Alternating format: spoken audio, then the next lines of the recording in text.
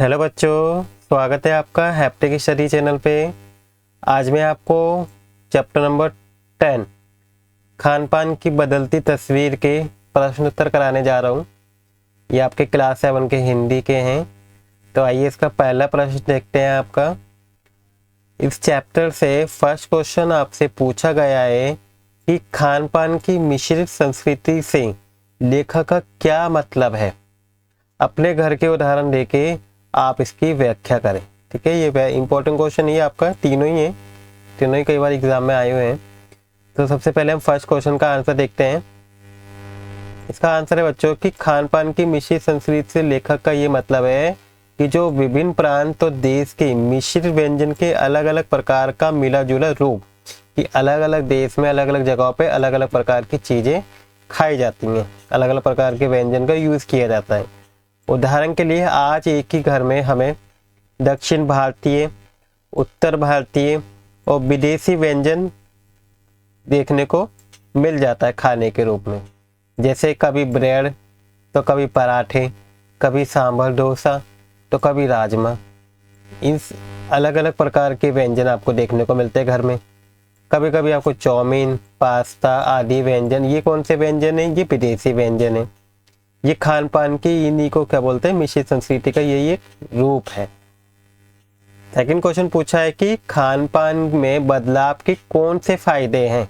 जो ये बदलाव आया है, पहले कुछ और खाया जाता था, धीरे धीरे हम क्या है, हम अपनी चीज संस्कृति में बदलाव आता जा रहा है खाने पीने की, तो इसके क्या फायदे हैं। फिर लेखक इस बदलाव को लेकर चिंतित भी क्यों है, ठीक है, ये भी बताना है। तो देखिए, खान पान में बदलाव से हमारी रुचि बनी रहती है। ठीक है, हमें अलग अलग प्रकार की चीज़ें खाने का मिलती हैं।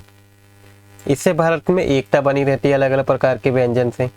समय की बचत होती है, परिश्रम भी कम लगता है। कुछ ऐसे व्यंजन हैं जिसको बनाने में कम मेहनत लगती है, कम समय लगता है। सभी देश और प्रांतों के खाने का स्वाद चख पाते हैं हम, कि उस देश में कैसा स्वाद है, इस देश अलग अलग प्रकार के व्यंजन का स्वाद को हम चख पाते हैं। अब खान पान के इस बदलाव से स्थानीय व्यंजनों का अस्तित्व खतरे में है। ठीक है, जो स्थानीय व्यंजन है, भारत में कोई चीज़ खाई जाती है तो जो व्यंजन है अब वो खतरे में आ गए। क्यों? क्योंकि उनकी लोकप्रियता धीरे धीरे कम हो गई है, तथा यह हमारे स्वास्थ्य के लिए लाभदायक भी नहीं है, जो नई नई चीज़ें आ रही हैं।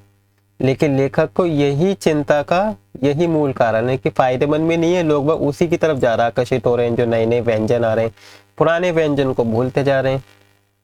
ठीक है, तीसरा है कि खान पान के मामले में स्थानीयता का क्या अर्थ है। तो देखिए बच्चों, इसका उत्तर है कि यहाँ स्थानीयता का अर्थ है कि किसी विशेष प्रांत के लोकप्रिय व्यंजन से है। जैसे बम्बई की में क्या खाई जाती है? पाव भाजी खाई जाती है। दिल्ली में क्या फेमस है बच्चों? छोले कुलचे। मथुरा में क्या खाए जाते हैं? पेड़े।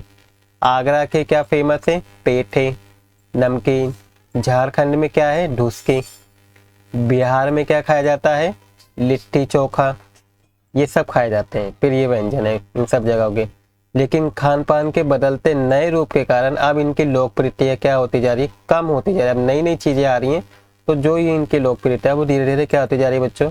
खत्म होती जा रही है। ठीक है, इसका आंसर ये है। ये थे बच्चों चैप्टर के 3 क्वेश्चन ये चैप्टर से। आई होप तीनों के आंसर आपको अच्छे समझ में आ गए होंगे। वीडियो भी अच्छी लगी होगी। वीडियो अच्छी लगी हो तो बच्चों वीडियो को लाइक कर दीजिएगा। चैनल पे नए हो तो चैनल को सब्सक्राइब कर दीजिएगा। Thank you for watching video.